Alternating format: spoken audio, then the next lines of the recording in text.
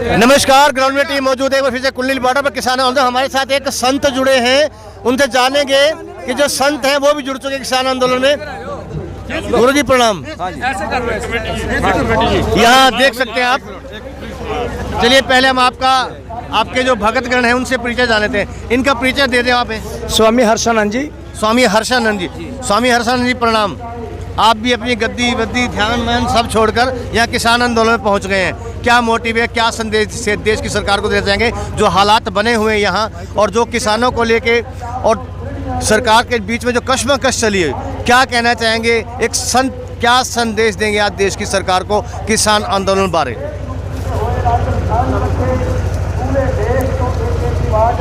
बताइए। एक मिनट, वो भी सेट कर रहे हैं, उन्हें रोका था ना पहले। यहाँ देख सकते हैं बड़ा सोच विचार कर रहे हैं कि किन शब्दों का वो प्रयोग करें किसान आंदोलन को लेकर। हर्षानंद जी महाराज हैं, हमारे साथ जुड़ चुके हैं, मीडिया से जुड़ चुके हैं। अभी वो काफ़ी असमंजस की स्थिति में हैं, वो भी जो सोच रहे हैं कि क्या जवाब दें। अरे आप 1000 प्रश्न पूछो, आप किससे बात कर रहे हो आपको पता ही नहीं है। बताइए। भारत की आत्मा गांव में निवास करती है। 6,32,000 गांव है भारत में। दुनिया की सारी वस्तुओं की कीमत बेचने वाले तय करते हैं, किसान की फसल की कीमत खरीदने वाला तय करता है। मैं आज इस पवित्र धरती से ये घोषणा करना चाहता हूँ जी, दुनिया की सारी वस्तुओं की कीमत खरीदने वाले तय करते हैं, बेचने वाले, धरती पुत्र की फसल की कीमत खरीदने वाला तय करता है। आप पैसे से गेहूं खरीद सकते हो, क्या पैदा भी कर सकते हो? नहीं, धरती पुत्र पैदा करता है। हमने साधु का चोला पहना है, सूर्य की पहली किरणों को अपने शरीर पर धारण किया है, ये जगत को प्रकाशित करती है। तो हमारा संदेश क्या है? ध्यान से सुनिएगा, कान बड़े करके।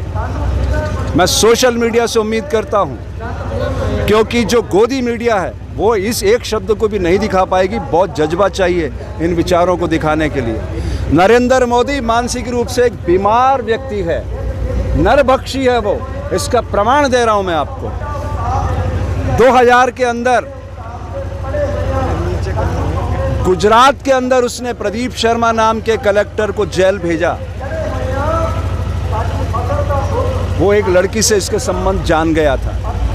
इस चरित्रहीन आदमी के संबंध को जान चुका था वो। डीएम भुज प्रदीप शर्मा आज तक जेल में सड़ रहा है वो। सॉरी, 2002 में गुजरात में दंगे हुए, अनगिनत लोगों को मौत की नींद उतारा इस नरबख्शी ने एटीएस डीजी बंजारा के माध्यम से।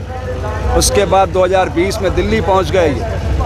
यहाँ भी यही खेल कर रहे थे, लेकिन देश का दिल है दिल्ली, जागृत हो गए लोग, इसलिए खून की नदियाँ बहाने से बच गए। अब मैं ये कहना चाहता हूँ, कच्छ के अंदर हजारों एकड़ जमीन इस नरेंद्र मोदी ने गौतम अडानी की कंपनी को 1 रुपए में टोकन मनी पर दी है। और किनकी दी है? किसानों की। बिना रजिस्ट्री के उनके खाते कैसे चढ़ गई, मैं पूछना चाहता हूँ। 2014 में इसने कहा था सबका साथ, सबका विकास, सबका विश्वास। किधर गया? नोटबंदी, लड़खड़ाती जीएसटी, ट्रिपल तलाक, राम मंदिर, अयोध्या और ये किसान आंदोलन, ये किसान बिल। वो कहता है कि किसानों के हित में है, तो क्या ये सारे किसान मूर्ख हैं? मैं आप सोशल मीडिया के माध्यम से प्रश्न करना चाहता हूँ। खाली एक संस्थान उनका पिट्ठू तोता भारतीय किसान संघ उनके साथ खड़ा है, बाकी सारे संगठन जितने भारत के हैं सब उसके विरोध में हैं।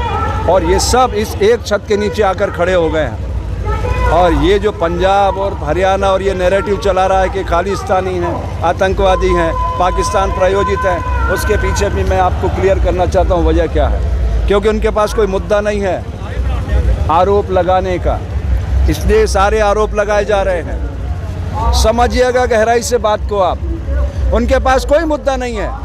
उन्होंने चुनाव लड़ा था एक सपना दिखाकर, बड़ा सपना दिखाकर, क्योंकि अमित शाह वहम का व्यापार करता है, एनसीडीएक्स का। सारी जिंदगी उसने सपने दिखाए हैं लोगों को, और ये तो नरबख्शी उसके साथ मिल गया और ये देश को गुलाम बनाना चाहते ईस्ट इंडिया कंपनी की तरह। तो मैं आप सबसे प्रार्थना करता हूँ, ये देश 1857 में आज़ादी का आंदोलन शुरू किया था, 90 साल इसने अपने खून से सींचा आज़ादी को। 1947 में आज़ादी आई, अनगिनत धर्मयोद्धाओं ने बलिदान दिया उस आज़ादी के लिए।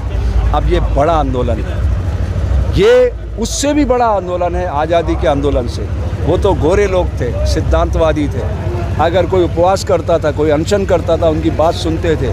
इनके तो कान और आंखें दोनों बंद है, आडो उडियो दोनों बंद है, क्योंकि इनके पास 303 बहुमत है लोकसभा के अंदर, राज्यसभा में भी बहुमत आ गया। इन्होंने अमेंडमेंट किया है कानून में। तो मैं आपसे कहना चाहता हूँ, एक पुस्तक आप लोग जरूर पढ़िएगा किसी से प्रश्न करने से पहले, रीप्रोमुलगेशन ऑफ ऑर्डिनेंस है fraud on the constitution of India. धज्जियाँ उड़ा रहे हैं ये लोग कानून की। क्या पंजाब से चला हुआ व्यक्ति भारत में भ्रमण नहीं कर सकता? वो रामलीला मैदान में या जंतर मंतर पे आना चाहते थे तो हरियाणा सरकार कैसे रोक रही है, कैसे गड्ढे खोद रही है, कैसे कैनन चलवा रही है? क्या अधिकार है मनोहर खट्टर को? कौन रोकेगा उसको? भारतीय संविधान क्या कहता है, ध्यान से सुनिए। कार्यपालिका, व्यवस्थापिका, न्यायपालिका। कार्यपालिका आप और हम जो जिन्हें चुनते हैं वो कार्यपालिका है, और व्यवस्थापिका ये आपके IAS IPS जो 15-15 लाख बच्चों में से चुन के आते हैं, ये मुखौटा होता है सरकार का, और उसके बाद उसको अंकुश लगाती है न्यायपालिका। लेकिन ये तीनों ही इस समय इस नरेंद्र, अमित एंड गौतम अडानी कंपनी में तब्दील हो गए हैं। इसलिए मैं देश की जनता से अपील करता हूँ, ये पुराने ज़माने के आंदोलन भूल जाओ, आप उसका प्रचार मत करो एक नरपिशाच का। 10 में से 8 वक्ता नरेंद्र मोदी करते हैं। मैं उस ज़माने में कर रहा था जब लोग डरे हुए थे। आप जाके गूगल पे सर्च करिएगा स्वामी हर्षानंद, आपको पता चलेगा मैं कब से उसके खिलाफ बोल रहा हूँ। मुझे तो पता है व्यक्तिगत रूप से वो एक मानसिक रूप से बीमार आदमी है, लेकिन देश की जनता बहुत डरी हुई थी। वो डरी हुई जनता को जगाने के लिए मैं अपना आंदोलन चला रहा था। अब मैं अपने मुख से उस विकृत आदमी का नाम लेना उचित नहीं मानता। चलिए स्वामी जी, देश की सरकार को आज कुंडली की धरती से क्या संदेश देना चाहेंगे व्यक्तिगत रूप से? किसको? देश की सरकार को व्यक्तिगत रूप से कुंडली की धरती से क्या संदेश देना चाहेंगे इस किसान आंदोलन को लेकर? आपका प्रश्न ही गलत है। सरकार है किधर? वो तो कंपनी में तब्दील हो। सरकार तो है, नहीं है। आप नहीं मानते ना? मैं बता रहा हूँ, प्रमाण दे रहा हूँ आपको मीडिया के सामने। सरकार कैसे नहीं, प्रमाण दे दीजिए। हाँ, 2019 में उसने क्या कहा पूरे देश में घूम के नरेंद्र ने? क्या आप मुझे वोट करिए, आप MP मत चुनिए, मुझे चुनिए, मैं चुनाव लड़ रहा हूँ। रिकॉर्डेड प्रूफ है, आप गूगल पे सर्च कर लो। आपने अपने MP नहीं चुने, आपने नरेंद्र मोदी को वोट दिया। यही प्रॉब्लम है। जब आप व्यक्ति को वोट दोगे तो फिर सरकार कौन चुनेगा?